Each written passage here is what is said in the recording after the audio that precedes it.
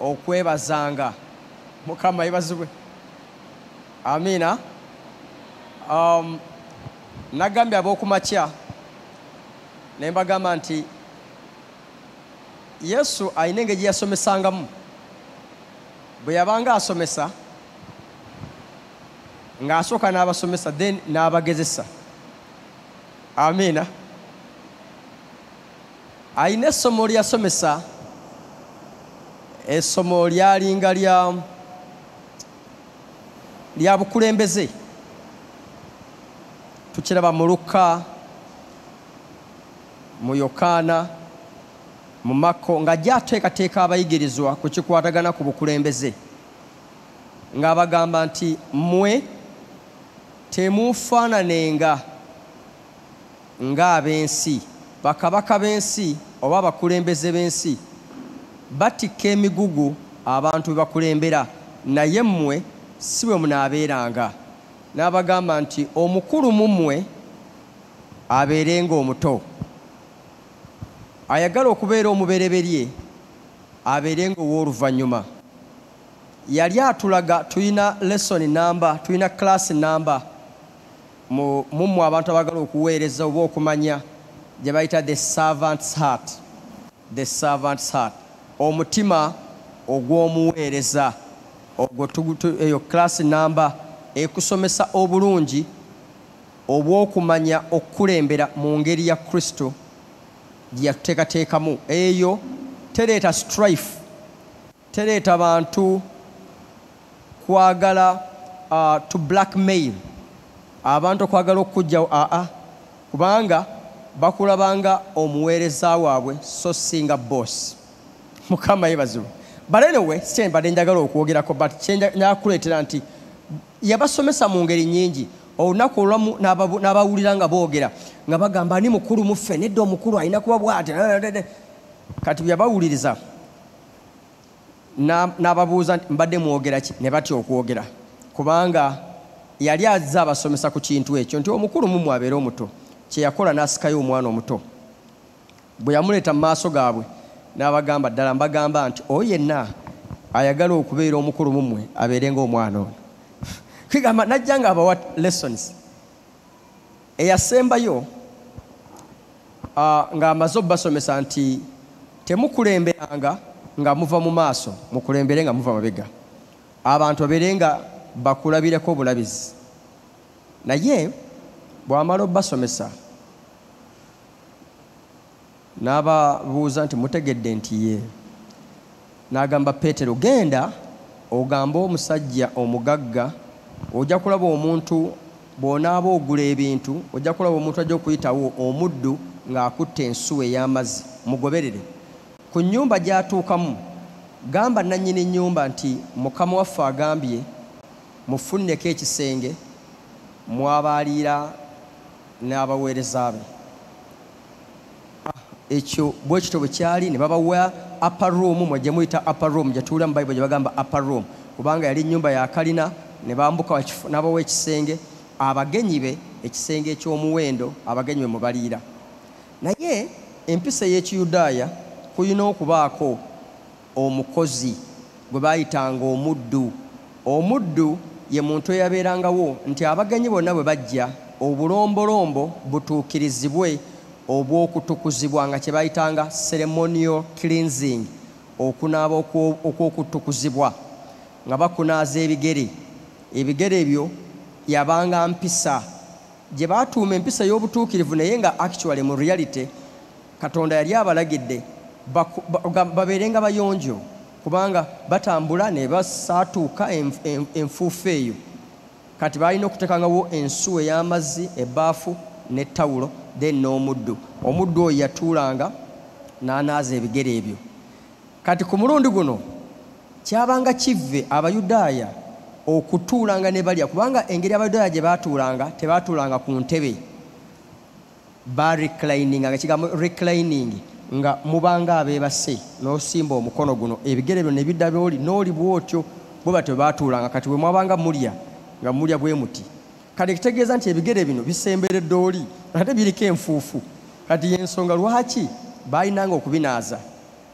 Kati ku mulundi guno bagenda okujja bayitewo bagende okulya nga tewali anaaza bigere. Ati nga tenga buli omu tasobola kunaaza kubanga bwe wanaazanga walinga omaze okulaga nti oli muddu. Kati buli omu yatunuliranga munne ne batuula. Kati buli omu aganaga tewali mufu ayinza tubaddewo muntu lwaki ono nannyini nnyumba taladdewo muddu ayinza okunaaza ebigere. Naye nga Yesu yakikoze intentionally kulaba ddala nti ekintu kye muyize musobola okiteeka mu nkola. Mukama yebazibwe. Katonda bwe watusomesa ekintu ayagala tukiteeke mu nkola. Kyova olaba agamba bw'ati, awulira ebigambo byange n'atabiteeka mu nkola alinga omuntu eyazimba ennyumba ku musenyu. Enkuba bwe yajja ne kibuyaga ennyumba yagwa, naye yawulira ebigambo byange n'abiteeka mu nkola aba afaananyizibwa ng'omusajja eyazimba ennyumba ku lwazi. Gamba amiina ey'empaka. Kati abakulu bano ne batuulaawo, Yesu n'abatunuulira nga naye bonna bana bali awo ku gundi n'abatunuulira. Bayibuli egamba mu Yokaana essula 13 nti olw'okuba yali amanyi nti ava eri Kitaffe n'ebintu byonna byamuweebwa n'obuyinza bwonna bubwe. Omanyi bulijjo okubeera omuntu asobola okuweereza ng'omuddu kiva mu ngeri gye yeekakasaamu. Nga as long as oli secure, owulira teri muntu akukanga, tewali nnyo muntu kuddawo nti ate abantu banampita batya, banaagamba ki, njagala abantu bandabe nga ndi wakabi, nze ow'amaanyi, nze wagondi. Naye omuntu amaze okutegeera kyali teyeetaaga nnyo abantu baŋŋambe ki, abantu bampite ki. Amiina. Walabyeko abantu abalina inferiority complex kwegamba njagala abantu bantegeere nti nze ow'amaanyi ku kika, mu famire, mu gundi. Era yatera kujja nga abantu bonna bamazidda n'okutuula, ajja waakiri enkondo y'amaanyi bamulengere, ajja intentionally abantu bamulabe basobole okumuteeka ku certain degree. Ekyo kiba kiraga nti munda muno teweekakasanga kyoli, tonnaba kutegeera gwani oyagala okugamba weeteekewo. So Yesu ye Bayibuli egamba nti ye ng'amanyi kyali teyeetaaga nnyo bantu kumugulumiza oba people's opinion. Omanyi Oluganda lugenda lunkyankalanyamu nga mbuulira. People's opinion do not really matter at all. Mukama yebazibwe. Ye n'agolokoka n'abanaaza ebigere n'ababuuza mutegedde kyenkoze? N'abagamba bwe mba nga nze mukama wammwe nga tekituufu, nze muyigiriza wammwe ate kituufu, nze mba naaziza ebigere ate mmwe. Omukulembeze omuddu asobola okusinga amuyigiriza nti nedda, n'olwekyo kino kye mbakoze mukikole nga kino kye mbadde mbasomesa. Amen. Amiina. Era olulala n'abaddamu n'abasomesa ku kukkiriza, n'abasomesa n'abagamba nti eri Katonda buli kintu kisoboka, buli kintu kisoboka, eri abantu ebimu tebisoboka. N'abalaga nti nga Sulumaani olaba teyayambalanga ebimuli bino, temweraliikiranga kyakulya kyagundi, temweraliikiranga kyemunaanywa. Katonda wammwe afaayo nnyo, oba ebinyonyi ebitalisobola kulima asobola obbigabira, ate mmwe taasingewo nnyo. N'abagamba ekitasoboka eri abantu bisoboka eri Katonda kitammwe ajja kubafaako, ajja balabye. N'abasomesa about faith. N'abagamba ndi kambabuulire, buli kigambo kyange ekiva mu kamwa kange tekirivaawo. N'abagamba nti actually eggulu n'ensi birivaawo. Kyangu nnyo eggulu n'ensi okuvaawo okusinga ekigambo kyange. Ekigambo kyange tekirivaawo. Heaven and earth will pass away but my word will never. Amina. Can you imagine ng'otudde mu klasi ya Yesu akusomesa n'agamba nti mpuliriza, ekigambo kyange kye njogedde kitala, ekigambo kyange kiramu, tekiriddayo okutuuka nga kikoze kye kirina okukola. N'agamba n'akuwa ne assurance, ensi ogiraba n'eggulu birigwawo, naye ekigambo kye njogedde tekiriggwawo, tekirivaawo. N'ababuuza mutegedde ko butegedde? Mutegedde? Agamba okay. Akati mutuule mu lyato tugende emitala w'ennyanja. Kobo nti kale. ne basindika eryato ne batuula mu lyato.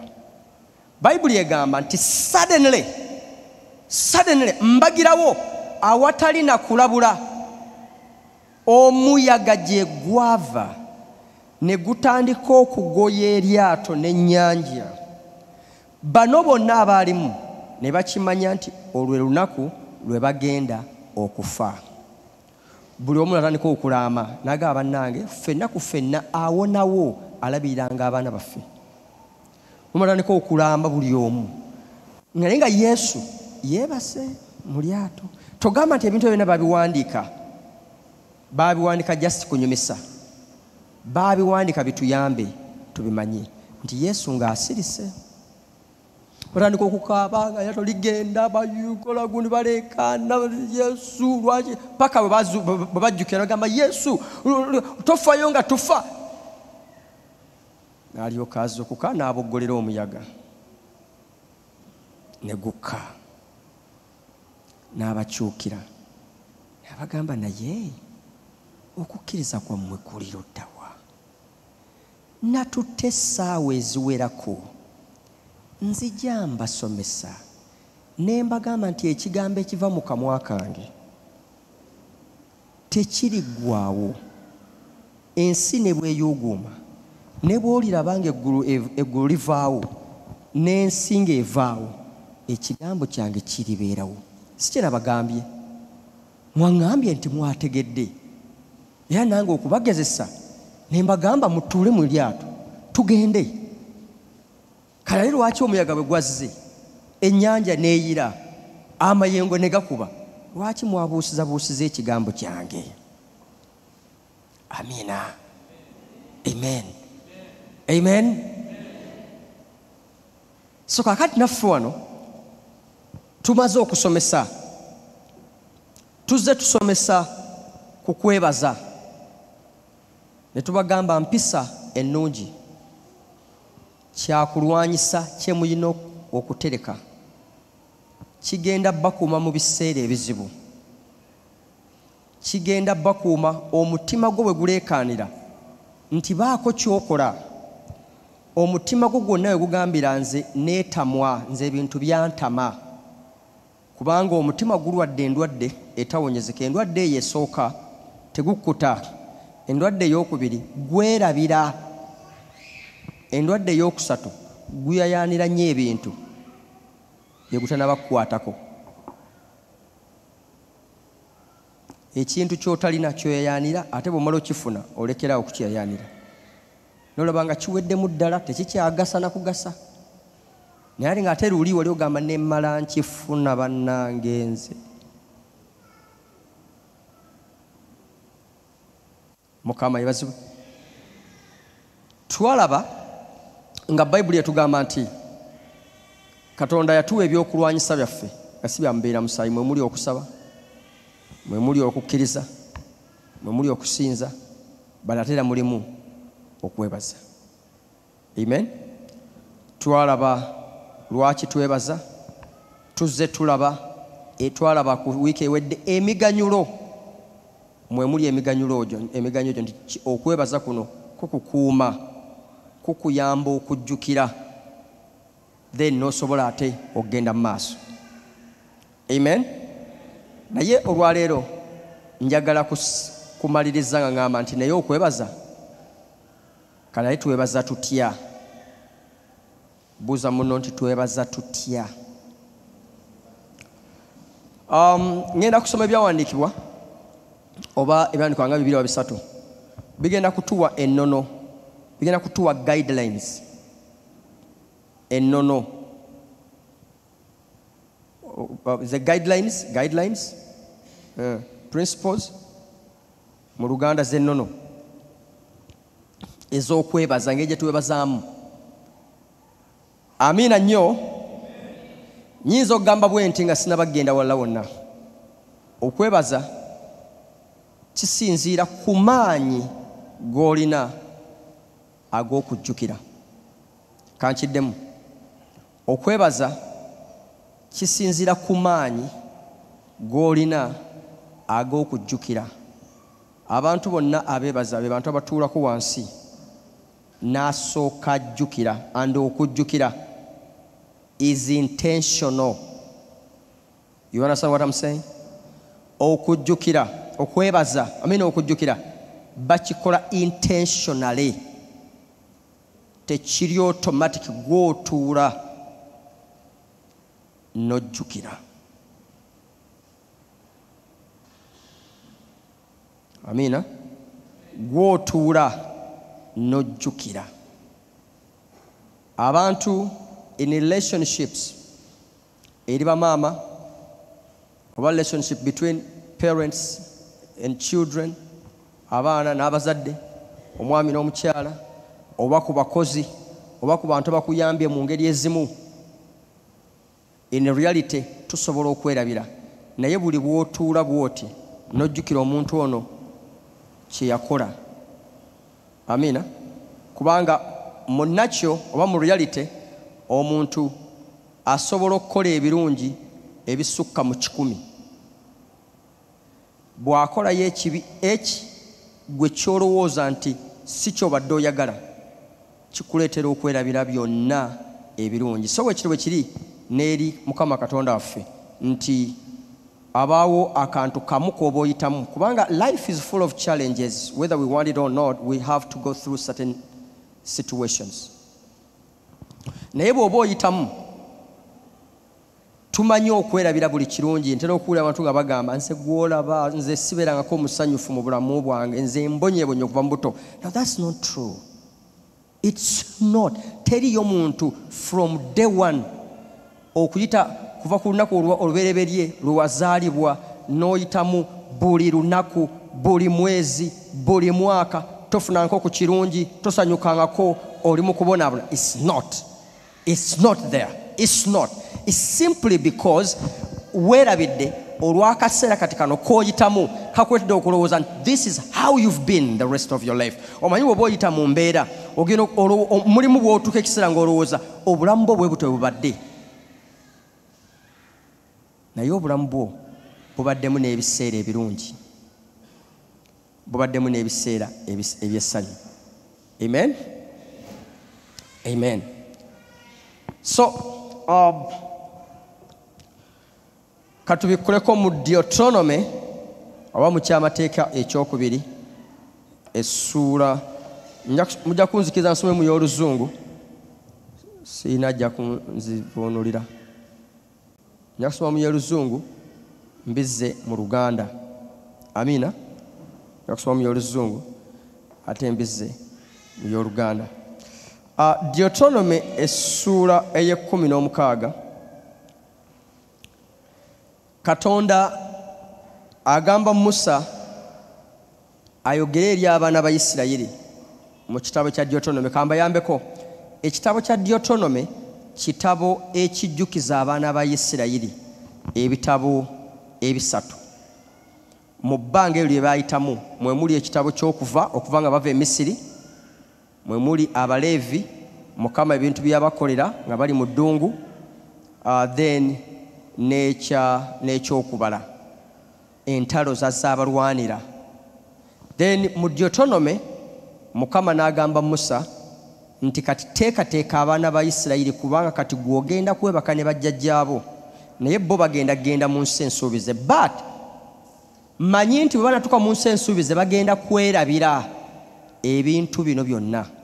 Era kyovula mu Deuteronomy chapter 8, chapter 15, chapter 16, wonna mulimu ebigambo bino: mujjukire, mujjukire, mujjukire, temwerabiranga, temwerabiranga. Mukama bwe yakola bw'ati, mujjukire bwe yabayisa bw'ati, mujjukire bwe yabayisa mu ddungu omutaali mazzi, naye ate n'abawa emmere bajjajjammwe gye batalyangako, mujjukire bwe yabaleetera amazzi okuva mu lwazi, mujjukire Abamerekaiti bwe baali bazze okubawamba, naye Mukama Katonda n'ayimirira, Joshua n'agenda n'alwana, nze ne ntuula ku lusozi. Mujjukire Mukama Katonda bwe yakola bw'ati, mujjukire, mujjukire. So ekitabo kyonna kiri kukujjukira, kubanga bw'otajjukira, ayogera bw'ati mu ssuula y'omunaana nti kubanga bw'otajjukire olituuka ekiseera ne weerabira n'olowooza nti mukono gwo n'amaanyi go gakuletedde obugagga buno ne kyoli.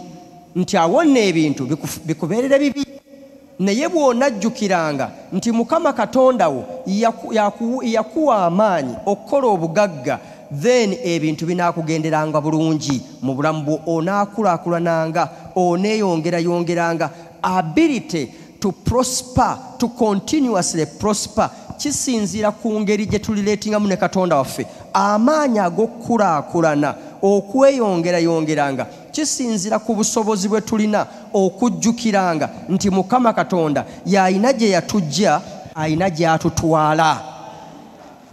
Kale engalo zikube. Mukama yebazibwe. Abantu abakola ekyo be bantu abeebaza ate bwe beebaza tebakoma bukomi ku kwebaza bwebaza na bigambo bugambo kubeerako n'ebikolwa. Amiina. Na so kankusomere awasooka wano agamba nti observe the month of Abib gwe mwezi omubereberye and celebrate the Passover of the Lord your God because in the month of Abib he brought you out of Egypt by night. Mwebaze omwezi omubereberye ogwa Abib omwezi ogwabo omubereberye bagujjukirenga bagusanyukirengamu bagukolerangako embaga ey'okuyitako kubanga mu mwezi ogwo mujjukire Katonda lwe yabajja e Misiri ate ng'abajjayo na kiro. Atandise na nti sooka omwebaze gwe mwezi Mukama lwe yabajja e Misiri naye ate mujjukire yabajjayo na kiro. Ekitegeeza nti omuntu yandibadde agamba nti ate kakati abadde nemuguja nabwemulugunya Mukama n'ontwala n'onzijayo naye lwaki ondeeta ekiro wandindese obudde baki ne bumala okukya abagamba mwenye abantu twaga nnyo complaininga buli kantu tukakomplaininga yeno bwe kituuka ku bannayuganda beemulugunya twemulugunya abagamba mujjukire yabajjayo kiro. Then nagenda maaso ng'agamba nti sacrifice the Passover to the Lord your God, an animal from your flock or a herd or an animal from your flock. Nolwekyo muwengayo saddaaka ey'ekiweebwayo eri Mukama Katonda wammwe gye mujje mu kisibo kyammwe eyinza okuba ndiga eyinza okuba nte eyinza okuba mbuzi. Mukama ebazibwe. Mugiweerengayo mu kifo Mukama kyalisalawo ku lw'erinnya lye. Olwo Mukama abateekateeka nti bwe mutuukanga mu nsi ensuubize mu mwezi ogwo mugujagulizengamu nga mujjukira nti yabajja e Misiri naye mugusanyukirengamu nga muwaayo saddaaka ey'endiga oba ey'ente mu kifo kyali bamaze okusalawo okubawa. Mukama bw'alituuka yajja bawa ekifo we munaaleetanga ebimu eby'ekkumi we munaaleetanga ebiweebwayo we munajjanga okusaba we munajjanga okusinza we munajjanga okuwulira ekigambo kya Katonda. Era tulaba mu bbanga eryayitawo nga batuuse mu nsi ensuubize Mukama yabawa ekifo ekyo era ekifo ekyo ne bakizimbamu we baleetanga ebiweebwayo we banajjanga ne bakuŋŋaana ne basinza ne basaba ne bawulira ekigambo ne baweereza. Naye tulaba Yesu wajjira mu kifo ekyo ng'ate kati abantu ekifo ekyo ate bakifudde katale kwegamba ng'olwokuba bwe bajjanga ate abalamu olwokuba balaba abantu bangi abamu bataddewo butale abamu bakoze gundi Yesu n'akwata omuggo n'atandika okusabula abantu n'abagamba nti temukimanyi kyawandiikibwa nti ennyumba yange enaabanga nnyumba y'abantu kujja kusabiramu kumeditatinga kufumiitiriza kusinza kujjukira kwebaza kuwulira kigambo. Naye ate mmwe mukifudde empuku y'abanyazi kambongere endala akakana nga abantu badduse emisinde naga nti akati awo tutereezezza. Mukama ebazibwe. Omanyi abantu bamanya n'akamanyiiro bamanyi okweyongerayongera mu maaso nagera nga bamanyira ebintu babimanyiira. So Mukama n'abaga nti ndibateekerawo ekifo singa kati mu ddungu naye ekifo ekyo we mba muleetanga ebiweebwayo we mbanga mujja musaba we mbanga mujja mu celebratinga n'okujaguza okwebaza ebintu bye nabakolera. Kale nno olw'obudde kambuuke tugende awo wonna wonna bw'oba osomye abawa nti banajjanga buli lwa mukaaga kubanga abayudaaya basinzanga lwa mukaaga. Amiina. Yabanga sabbaato ey'okusinza. Amiina. Now tekitukakaatikako okusinza ku sabbaato kubanga sabbaato ekigambo ekyo tekitegeeza Saturday. Ekigambo ekyo sabbaato kiva mu lulimi Oluyonaani Oluyudaaya olugamba Sabbath. Sabbath kitegeeza ekiwummulo. Saturday kigambo kirala era bo tebayinako olunaku lwe bayitanga Saturday. Bo olunaku olwo baluyitanga Sabbath oba mu lulimi olulala olunaku olw'ekiwummulo. Ennaku endala zonna bazibalanga mu number 1, number 2, number 3. Olunaku olubereberye, olunaku olwokubiri, olunaku olwokusatu, olunaku olwokuna, olunaku olwokutaano, olunaku olw'ekiwummulo. Amiina. Amen. Naye mwe mwenna bamanyi tukimanyi bulungi nnyo nti endagaano nkadde bisiikirize eby'ebintu ebyali bigenda okujja. Ekituufu nga ye Kristo Yesu. Yesu yekka mwe muli ekiwummulo. Era ye bw'ajja kyava agamba nti kati mujje gye ndi mwenna abakooye nammwe abazitoweddwa nange n'abawa sabbaato nange n'abawummuza kubanga yenze kiwummulo. Amen. Amen. Yes. So kati ffe tuli free okusinza olunaku lwonna kubanga ffe buli lunaku luba lunaku lwa kiwummulo kubanga Kristo Yesu twamutwala. Awummuza omutima, awummuza okweraliikirira. Bwe wabaawo okweraliikirira, bwe wabaawo okutya mu kuyita mu kusaba ne mu kwegayirira ne mu kumwebaza atuwummuza omutima. Ayina bw'awummuza. Gwe mugaso gw'okusaba. Bw'otasaba ojja kusigala ne burden naye ate bw'osaba oba ofuka omutima eri oyo ekiwummulo. Ye n'alyoka ajja n'akuwa sabbaato. Kyova nti mu ndagaano enkadde ku lunaku olwa sabbaato bagamba tobaako kyokola kyonna, wummula. Okuwummula okwo kwabanga kwa mpaka. Wummula paka ojja kuwummula. Tobaako na kyokola wadde n'okufumba tojja kufumba. Wummula na mpaka. Kati lwaki ekyo kyabatawanyanga nnyo kubanga Mukama yali ayagala balaga nti ekiseera kijja bwe mugenda okuwummula so si mubiri kubanga omuntu awummula mu mubiri, omuntu awummula mu mwoyo.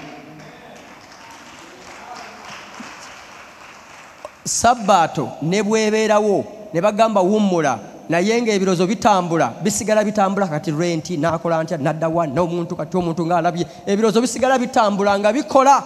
Naye Yesu bw'ajja yakuwa sabbaato yennyini n'owummula. Gamba nti amiina ey'empaka. Engalo zikube. Amen. So anyway njagala tudduke mangu wano. Essula y'ekumi akanyiriri ak'ekumi kemba ntandikirako ng'amaze okujja ng'abalaga ng'egye bajjanga okuweereza. Bajja kujjanga beebazenga buli lunaku olw'omukaaga. But at the same time mu mwaka waliwo ebintu bisatu, embaga za mirundi esatu ezo zo balina okujjanga wonna gye bali yonna ne bajja ne basobola okwebazanga openly, officially. Amen. So mu conclusion asummarizing ebintu bino abisummarizinga wano mu kanyiriri ak'ekumi bw'obanga otobisomye eri abisummarizinga n'agamba bw'ati emirundi esatu mu mwaka abasajja bonna banaalabikanga mu maaso ga Katonda mu kifo ekyo kye ndibanga nnonze. Emirundi esatu, omundi ogusooka y'embaga ey'emigaati etali mizimbulukuse, kwe kujjukira olunaku lwe mwava e Misiri. Eyokubiri y'embaga eya tabanako ensiisira, olusiisira kugamba engeri Mukama gye yabasiisiranga nti n'ababuutikira n'ekire kye ne beesanga nga wadde mu ddungu omusana ogw'amaanyi tegwabasaanuusa omusana, ate obunnyogovu obw'ekiro tebwabafuulanga balaafu kubanga mu ddungu eddungu bw'eyitibwa survivinga mu musana gwokya nnyo buli kintu ne kifa. Ate ekiro obunyogovu ne bukwata nnyo to an extent ebifo ebimu bikwata ice, so that emisana bugenda okukola gundi amazzi ago ne gasaanuuka. Kyova olabanga mu ddungu waliwo ebifo ebimu ebirimu ate ebintu ebimu n'ogamba ate bibeerawo bitya, kubanga obunyogovu ennyo buleeta otuzzi, ate omusana ennyo ne gutwala ki amazzi ago. Kati Mukama abagamba mujjukire, so mu kujjukiranga kye munabo mukola, muvenga mu mayumba gammwe, mugende nga muzimbe ensiisira muzisulengamu. Abaana bamwe bababuuze lwaki mukikola, obagambe jja Katonda waffe bw'ati bwe yali ajja bajjajjaffe oba ng'atujja mu ddungu ng'atujja e Misiri, yatusiikiriza emisana okuyita mu kire kye ne tutafa. Ate ekiro n'atteekerawo empagi ey'omuliro, omuliro ogwo ne gutuwanga ebbugumu. In other words, yatuwa perfect condition okusobola okubeerangawo. Mukama yeebazibwe. N'abagamba embaga endala y'embaga ey'amakungula. Amen. Bwe mwali mu ddungu temwalima, temwayina nnimiro, temwasobola kusiga, temwasobola kukungula, naye ate mwalya, ate mwanywa. Mujjukirenga Mukama Katonda eyabagabiriranga mu makkati awo awataali kyakulya, awataali nnimiro, naye ate mwasigala mulya. Ebyo nabyo ebiseera mubijjukire, mubyebalizenga Katonda. Amiina. Kubira Yesu Kristo mu ngalo. N'agenda mu maaso n'agamba nti n'olwekyo emirundi gino esatu buli musajja, kati oyinza okugamba aye kati Mukama agambye basajja bokka si bakazi. Katonda bw'ayogera bw'ati akimanyi nti abakazi when it comes to worship have no trouble, tebalina buzibu, kubanga abakazi bo ekikwatagana n'okusinza okujja mu maaso wa Katonda, abakazi abaana tebalina buzibu. Abalina obuzibu be basajja. Amiina. Abalina obuzibu baki?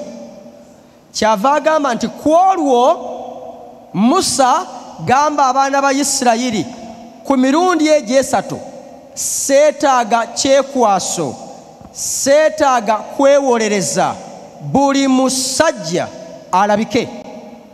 Bw'aba akimanyi nga mu Yudaaya, akimanyi nze namulokola, akimanyi nze namujja e Misiri, akimanyi ali mu ttaka lyange, ali mu nsi yange, buli musajja aleke essukuti, aleke akamanyiiro, ateeke wansi ebintu, alabikeko mu maaso gange.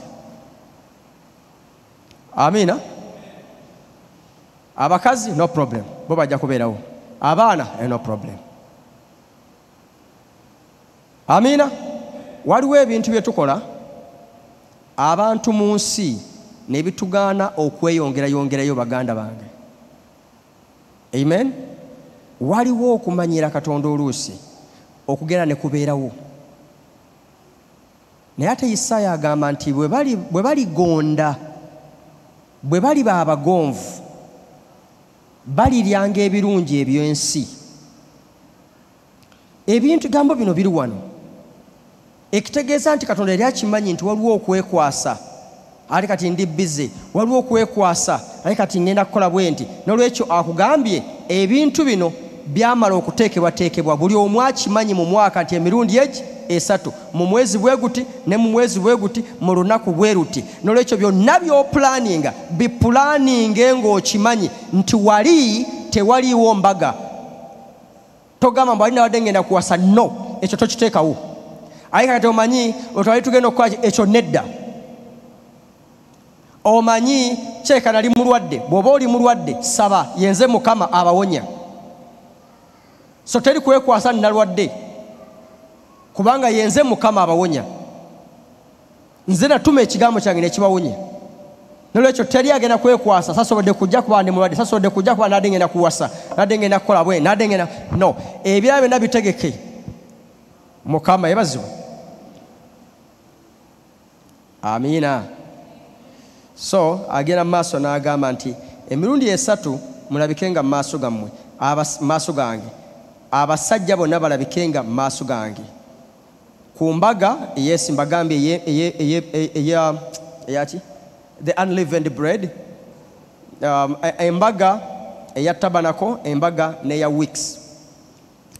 Akanyira kadda kagamba nti naye omuntu yenna talabikanga mu maaso gange ngalo njereere. Akanyiko 17 buli muntu aleetenga ekirabo oba ekyokwebazisa, ekirabo oba ekiweebwayo okusinziira ku ngeri Mukama Katonda gy'amuwadde omukisa. Kubira Yesu mu ngalo. Amina. Amen. Now, mugundi eno tuyigamu ebintu bibiri manya bisatu. Ekisooka, buli musajja kitaza buli muntu yenna, naye emphasis egenda ku basajja. Mbamanyi saagala kwekwasa basebo ne banyabo, naffe ku olwo tugenda kujja kwebaza ku Sunday ejja, teba kwekwasa. In other words, appear in person. Wano okusinzira wano Bible kyegambye teweekwasa, todelegatinga, totuma, labika gwe wennyini. Ekyokubiri, tojja ngalo njereere. Mukama ebazibwe. Ate musumba abatalina Katonda akimanyi nti teri atalina. It's a mindset. Waliyo abalina ng'ate balinga abatalina. Mu ngero bwegamba nti waliyo abantu babika bibiri. Waliyo alina ate ng'alinga atalina. Ne wabaawo alina ng'ate wabaawo atalina ate nga yeeyisanga alina. Kati bano bombi abantu ba mirundi egi. Waliwo alina alinga atalina. In other words, waliyo omuntu ng'alina naye bw'omulaba abanga omwavu, abanga atalina.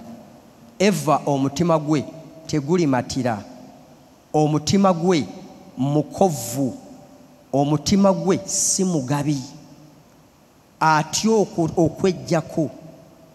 Omuntu oyo akwata akantu kalina n'akanyweza bw'ati kubanga tayagala. Bible egamba never be tight fisted, nti engalo zo zireme okubanga zakakanyala. Tembisomako mu ngero. Waliwo abantu abalina engalo nga zakakanyala, zakakanyirayo tight fisted mu Proverbs, tight fisted. Abantu abo batya okwejjako, batya era ekivaamu obalabanga abaavu. Ate waliyo abalala abatalina naye ng'ate balinga abalina, nti bwe kituuka mu kugaba agaba. Buli muntu n'alowooza nti bambi alina. Kiringa for example, njala kubalaga abazungu, abantu abasinga bamanyi nti abazungu bagagga. Now kati nze omuntu abadde mu bazungu for a long time, nebaza ne Mukama nti at least n'omuzadde wange yali muzungu. I know nazaalibwamu, mbamanyi, mbabaddemu. So apart from color, but the reality is these people are givers. Abazungu ye muntu gwolaba nga zze n'akuwa, naye kaakuwadde keeko kaabadde nako. Now I know them.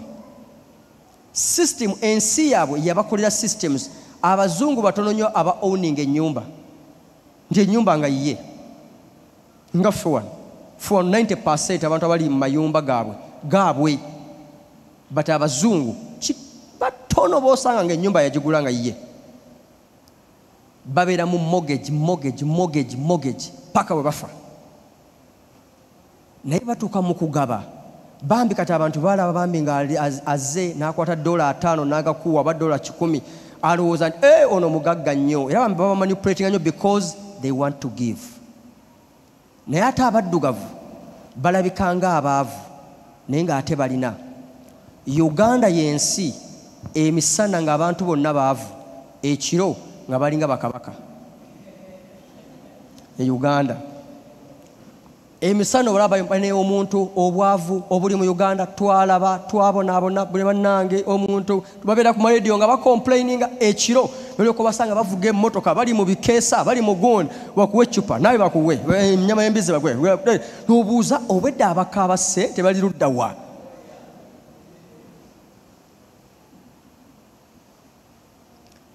So Mukama n'agamba nti wabanga omuntu alabika nga lonjereere.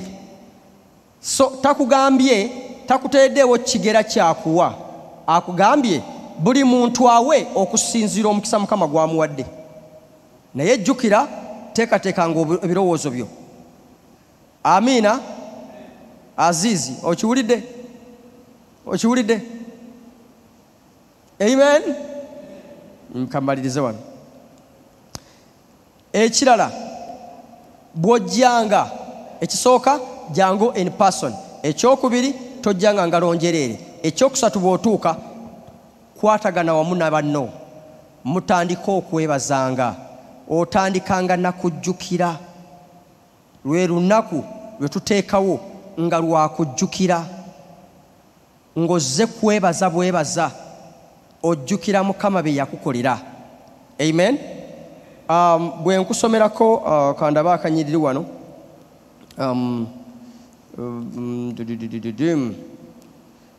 agamba akanyiriri akokusatu ne part B egamba so that all the days of your life you may remember the time of your departure from Egypt.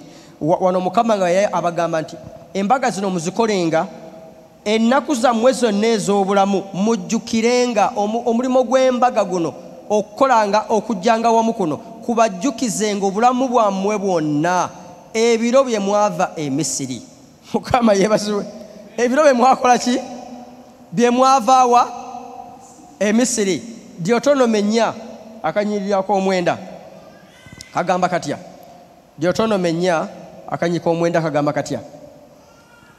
Deuteronomy sura yokuna akanyiriri ak'omwenda projector yaffe eno bagiyita Buganda buladde emanye okuvaako neebuuka neddako naye ebyo bigenda kugwawo andi kakati budget tebasobola kugula kirala okutuuka budget ng'emaze okusomebwa. So katulina kugumiikiriza tuyite mu bintu bino paka budget wenaama okusomebwa ate then tulyoke tuddemu okugamba nti kati buli ssente eziddamu okujja aye kati tuziteekaawo.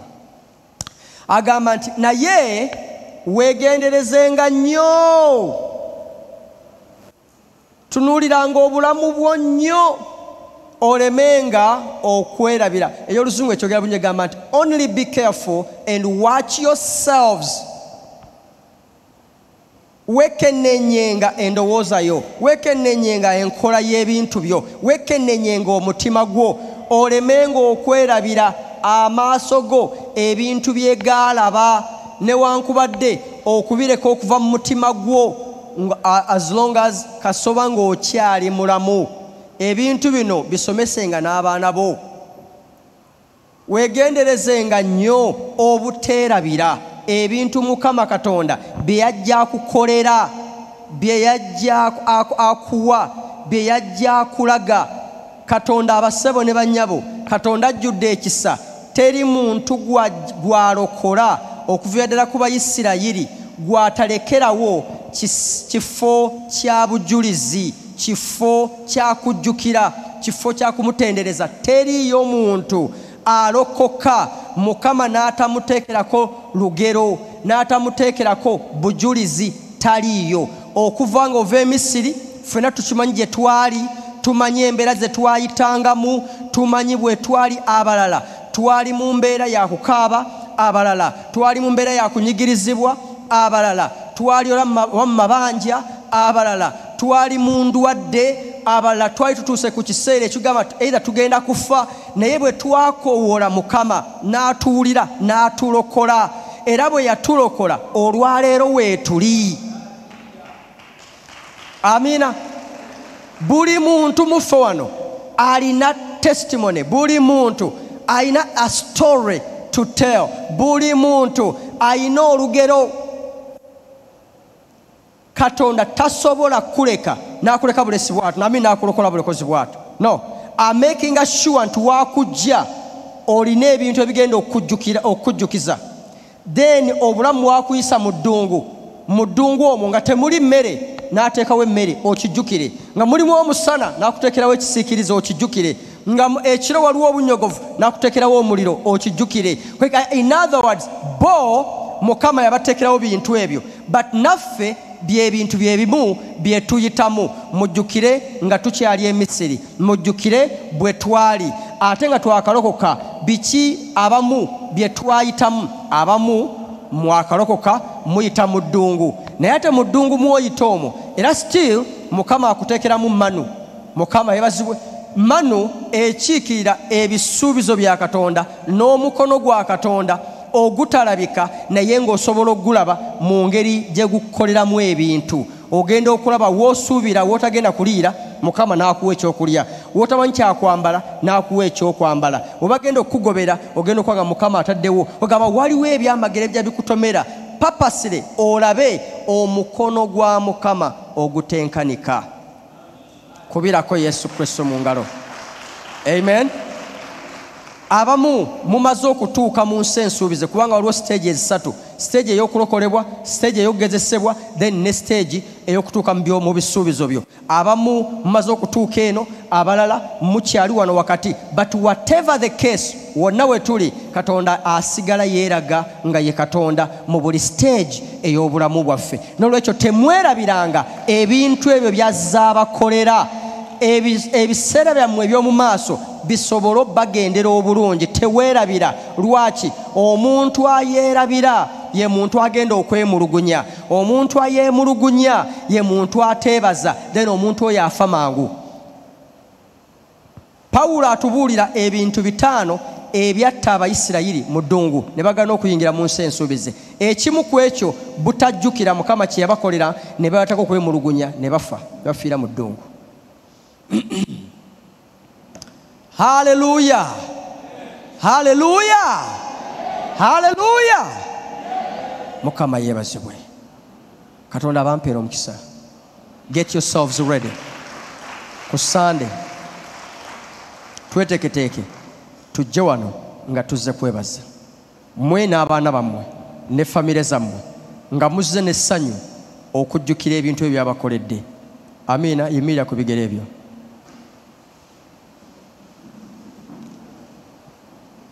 Tinakusinzanga Mukama, onakusinzanga Mukama, olw'ekisa kyo ekingi n'olw'okwagala kwo kungi, n'olw'amaanyi go bindeetera okutya n'okukugumiza. Nakwebazanga nze, nakwebazanga Mukama, n'omutima gwange nakwebazanga Mukama, n'abaana bange nakwebazanga Mukama, olw'ekisa kyo ssebo, olw'ekisa kye kingi, n'olw'okwagala kwo kungi, n'olw'amaanyi go, n'olw'amaanyi go bindeetera okutya n'okukugulumiza.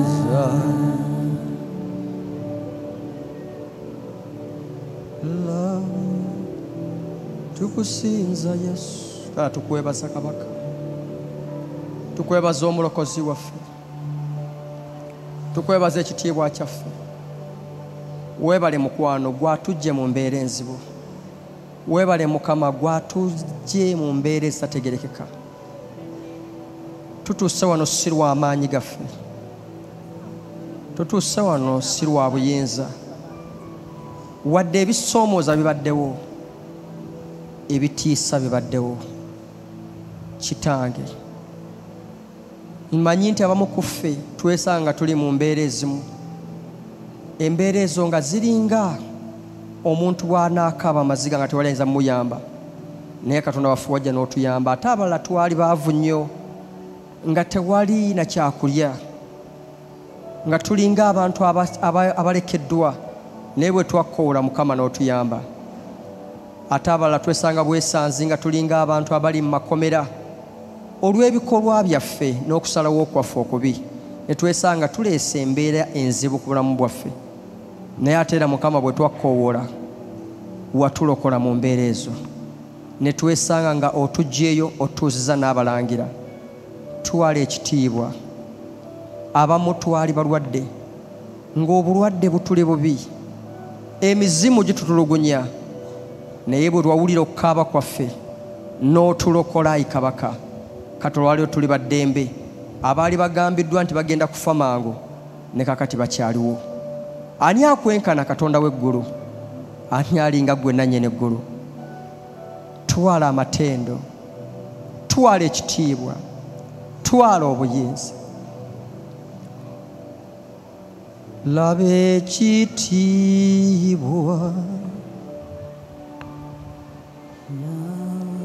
ekitiibwa, laba ekitiibwa kya Yesu. Katonda w'amaanyi. Yes, Lord. Mutukuvu ow'amazima, laba ekitiibwa ku ntebe ye. Laba amatendo. Kegenda mu maaso. Laba amatendo. Weebale Yesu. Laba amatendo ga Yesu. Katonda w'amaanyi, mutukuvu ow'amazima, laba amatendo ku ntebe ye. Weebale Yesu Kristo. Weebale Katonda waffe Taata, nga tulaba ekitiibwa, nga tulaba amatendo. Gw'atwambaza obugagga, atwambaza okuwonyezebwa, atwambaza essanyu. Weebale Mukama, ogenda kwongera okutusanyusa.